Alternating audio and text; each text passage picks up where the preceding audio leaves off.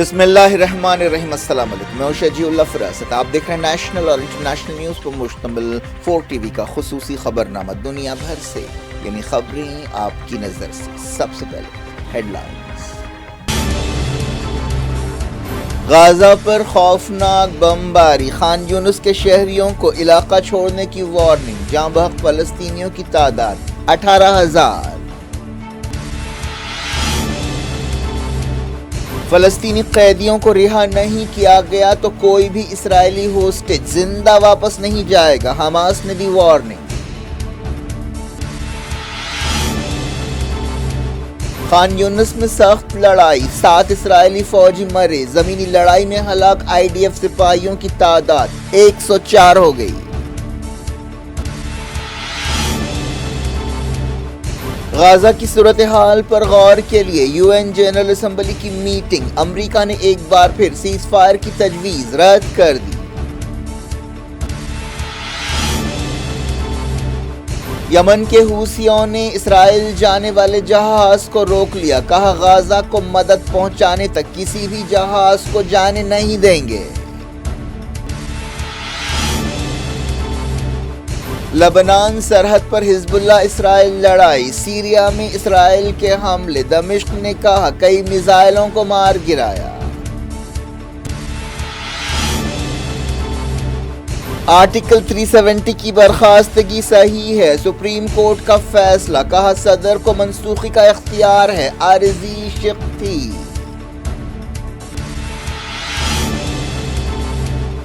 کشمیری جماعتوں کا سخت ری ایکشن، محبوبہ مفتی نے کہا انڈیا کے نظریے کو سزائے موت دینے کے برابر ہے، لڑائی جاری رکھیں گے، عمر عبداللہ کا بیان۔ اجین کے MLA موہن یادو مدھیہ پردیش کے نئے چیف منسٹر ہوں گے، سسپینس ختم۔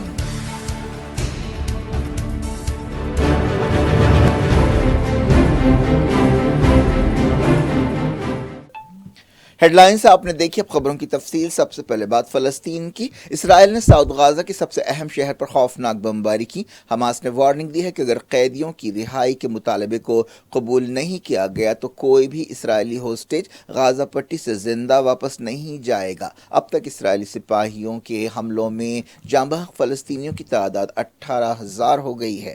غزہ کی وزارت صحت نے بتایا کہ ان میں زیادہ تر عورتیں اور بچے ہیں۔ غزہ پٹی میں تازہ حملوں میں درجنوں فلسطینی جاں بحق ہوئے۔ اسرائیلی فوج نے جہاں غزہ میں اپنی بمباری اور حملے جاری رکھے، وہاں غزہ سے اسرائیل پر راکٹ حملے بھی جاری ہیں۔ AFP نیوز ایجنسی نے بتایا کہ غزہ کے سب سے بڑے شہر خان یونس میں ہوائی حملے کیے گئے۔ فلسطینی تنظیم اسلامی جہاد نے بتایا کہ اس نے ایک گھر کو دھماکے سے اڑا دیا جہاں پر اسرائیلی سپاہی سرنگ کا راستہ ڈھونڈ رہے تھے۔ اسرائیل نے خان یونس کی فلسطینیوں سے کہا ہے کہ وہ علاقے کو چھوڑ دیں۔ ساؤتھ غزہ میں سخت لڑائی ہو رہی ہے۔ پیر کو تازہ لڑائی میں 7 اسرائیلی فوجی مارے گئے۔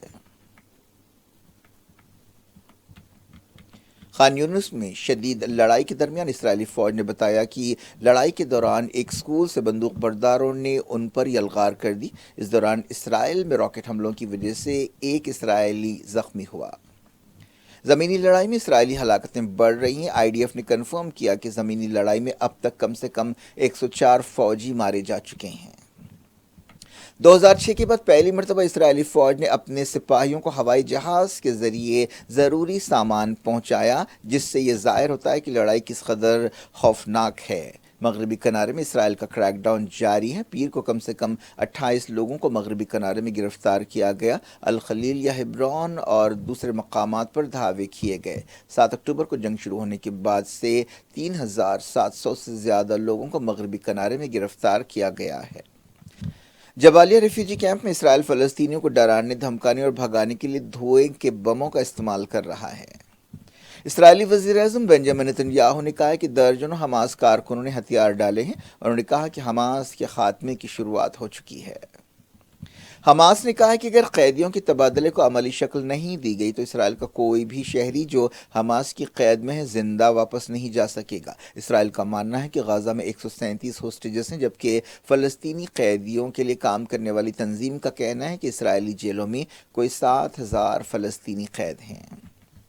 دو مہینے سے زیادہ عرصے سے بمباری کی وجہ سے غازہ کھنڈر بن چکا ہے، ہیلتھ سسٹم ٹوٹ پھوٹ چکا ہے، ہاسپٹلز کام کرنے کے قابل نہیں رہے، تقریباً 20 لاکھ لوگ بے گھر ہوئے ہیں۔ عملاً یہ غزہ کی تقریباً آبادی ہے۔ AFP نیوز ایجنسی نے بتایا کہ اس کے نمائندوں نے غازہ کے الشفا ہاسپٹل اور آس پاس کے علاقوں کا دورہ کیا جہاں پر تباہی کے نشان دیکھے جا سکتے ہیں۔ وہاں پر یعنی اس علاقے میں 30,000 لوگ پناہ لیے ہوئے تھے، لیکن اب پورے علاقے کو کھنڈر بنا دیا گیا ہے۔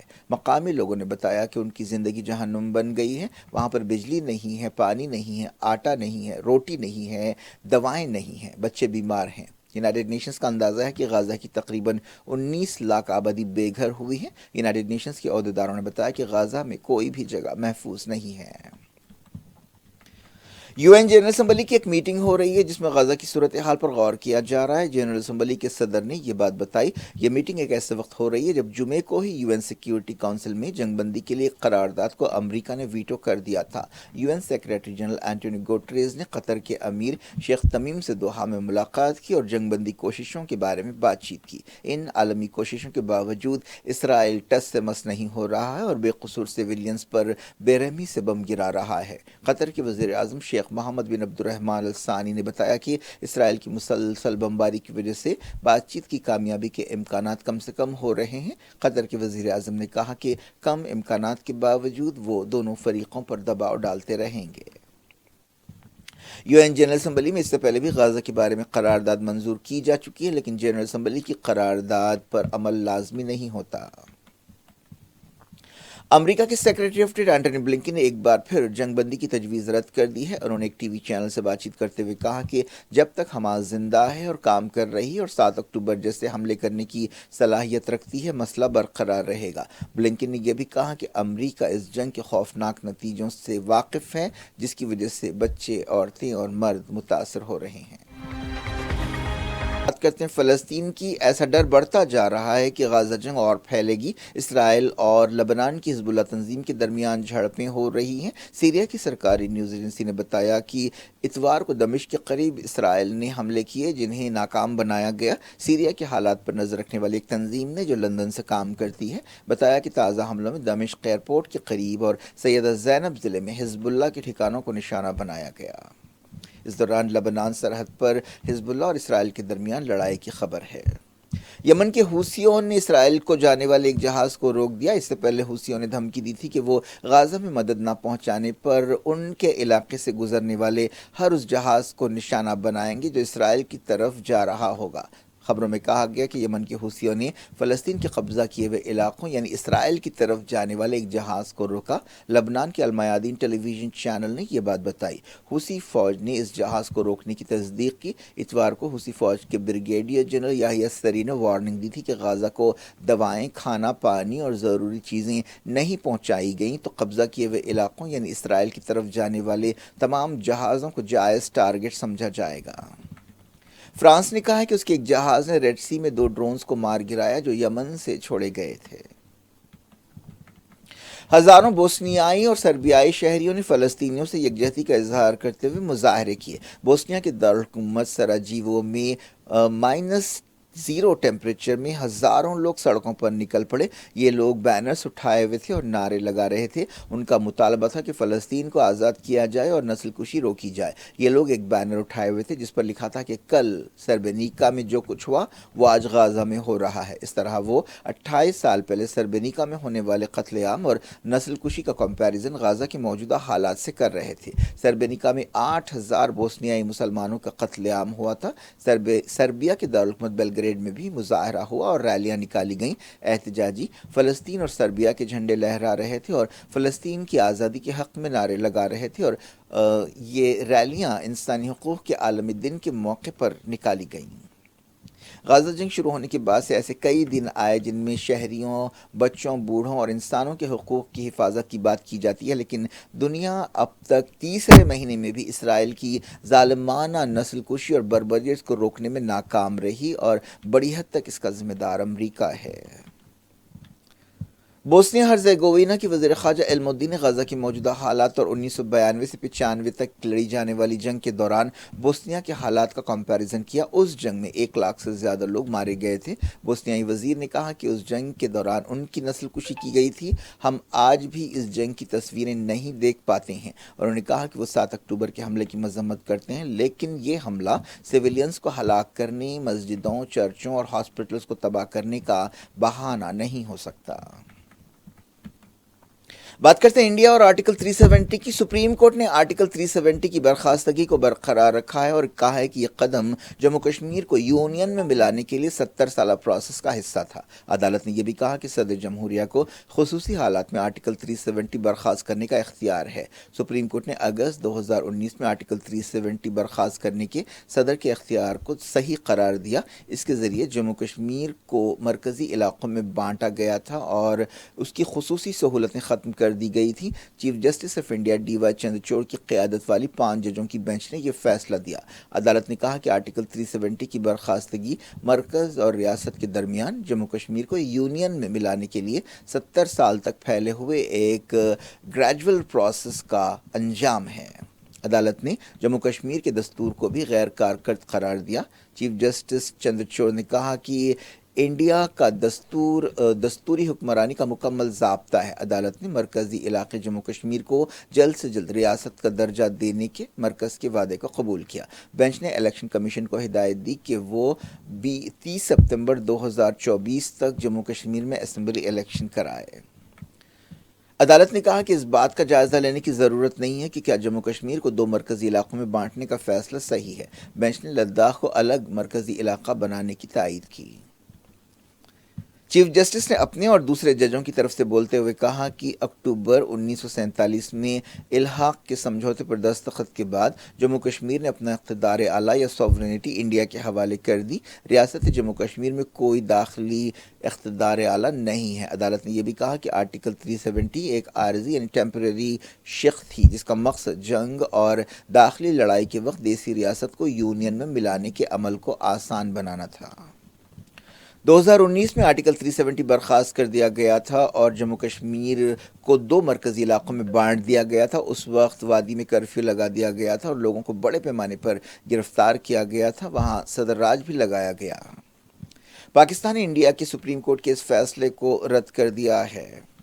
وزیر اعظم نریندر مودی نے اس فیصلے کو تاریخی قرار دیا ہے اور کہا ہے کہ یہ فیصلہ امید کی ایک کرن ہے اور اس سے جموں کشمیر کا مستقبل بہتر ہوگا۔ کانگریس نے کہا کہ سپریم کورٹ کے فیصلے سے اسے اتفاق نہیں ہے۔ کانگریس لیڈر پی چدمبرم نے ایک پریس کانفرنس سے خطاب کرتے ہوئے کہا کہ ہم بادی نظر میں سپریم کورٹ کے فیصلے سے اختلاف کرتے ہیں، اور انہوں نے کہا کہ کانگریس نے ہمیشہ ریاست کا درجہ بحال کرنے کا مطالبہ کیا تھا۔ ہم اس فیصلے کا ویلکم کرتے ہیں۔ بی جے پی کارکنوں نے سپریم کورٹ کے فیصلے پر جشن منایا اور کئی جگہ مٹھائی تقسیم کی۔ جموں کشمیر کے سابق چیف منسٹر عمر عبداللہ نے سپریم کورٹ کے فیصلے پر مایوسی کا اظہار کیا اور کہا کہ ان کی لڑائی جاری رہے گی۔ P D P leader Mehbooba Mufti نے کہا کہ سپریم کورٹ کے فیصلے سے پہلے ہمیں نظر بند کیا گیا، ایسا ہی الزام عمر عبداللہ نے لگایا۔ پی ڈی پی لیڈر نے سپریم کورٹ کے فیصلے پر سخت ری ایکشن دیتے ہوئے کہا کہ یہ انڈیا کے نظریے کو سزائے موت دینے کے برابر ہے۔ صدر مجلس اسد الدین اویسی نے آرٹیکل 370 کے بارے میں سپریم کورٹ کے فیصلے پر تنقید کی اور کہا کہ یہ اخلاقیات کے خلاف ہے۔ انہوں نے یہ بھی کہا کہ آرٹیکل 370 برخاست کرتے ہوئے کشمیر کے عوام کو دھوکہ دیا گیا۔ اجین کے B J P M L A Mohan Yadav Madhya Pradesh کے نئے چیف منسٹر ہوں گے۔ حالیہ اسمبلی الیکشنز میں بی جے پی نے مدھیہ پردیش میں ایک مرتبہ پھر کامیابی حاصل کی تھی۔ 58 سالہ موہن یادو ایک او بی سی لیڈر ہیں۔ انہیں بھوپال میں ہونے والی be J P legislature party meeting میں لیڈر چنا گیا۔ وہ شیوراج سنگھ چوہان کیبنٹ میں وزیر تعلیم تھے۔ اس طرح مدھیہ پردیش کے چیف منسٹر کے بارے میں سسپنس ختم ہو گیا ہے۔ چھتیس گڑھ میں B J P chief minister کا اعلان ہو چکا ہے۔ اب راجستھان کے بارے میں فیصلہ باقی ہے۔ ترنمول کانگریس لیڈر محبوبہ موئترا نے لوک سبھا سے انہیں نکالنے کے فیصلے کے خلاف سپریم کورٹ کا دروازہ کھٹکھٹایا ہے۔ پیسے لے کر سوال کرنے کے معاملے میں محبوبہ موئترا کو جمعے کو لوک سبھا سے نکال دیا گیا تھا۔ انہیں ایتھکس کمیٹی کی رپورٹ کی بنیاد پر لوک سبھا سے باہر نکالا گیا۔ محبوبہ موئترا کا کہنا ہے کہ ایتھکس کمیٹی نے ہر اصول توڑا ہے۔ کیا کچھ ہو رہا ہے آپ کی دنیا میں؟ آخر میں ہیڈ لائنز دنیا بھر سے ایک بار پھر دیکھتے ہیں۔ غازہ پر خوفناک بمباری، خان یونس کے شہریوں کو علاقہ چھوڑنے کی وارننگ، جاں بحق فلسطینیوں کی تعداد 18,000۔ فلسطینی قیدیوں کو رہا نہیں کیا گیا تو کوئی بھی اسرائیلی ہوسٹیج زندہ واپس نہیں جائے گا، حماس نے دی وارننگ۔ خان یونس میں سخت لڑائی، 7 اسرائیلی فوجی مرے، زمینی لڑائی میں ہلاک IDF سپاہیوں کی تعداد 104 ہو گئی۔ غازہ کی صورتحال پر غور کے لیے UN جنرل اسمبلی کی میٹنگ، امریکہ نے ایک بار پھر سیز فائر کی تجویز رد کر دی۔ یمن کے حوثیوں نے اسرائیل جانے والے جہاز کو روک لیا، کہا غازہ کو مدد پہنچانے تک کسی بھی جہاز کو جانے نہیں دیں گے۔ لبنان سرحد پر حزب اللہ اسرائیل لڑائی، سیریا میں اسرائیل کے حملے، دمشق نے کہا کئی میزائلوں کو مار گرایا۔ آرٹیکل 370 کی برخاستگی صحیح ہے، سپریم کورٹ کا فیصلہ، کہا صدر کو منسوخی کا اختیار ہے، عارضی شق تھی۔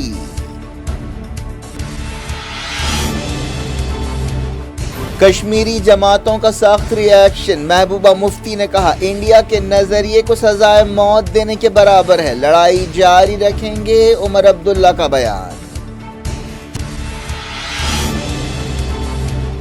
اجین کے MLA موہن یادو مدھیہ پردیش کے نئے چیف منسٹر ہوں گے، سسپینس ختم۔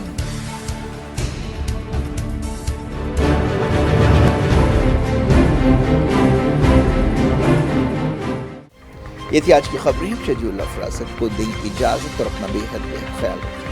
اللہ حافظ۔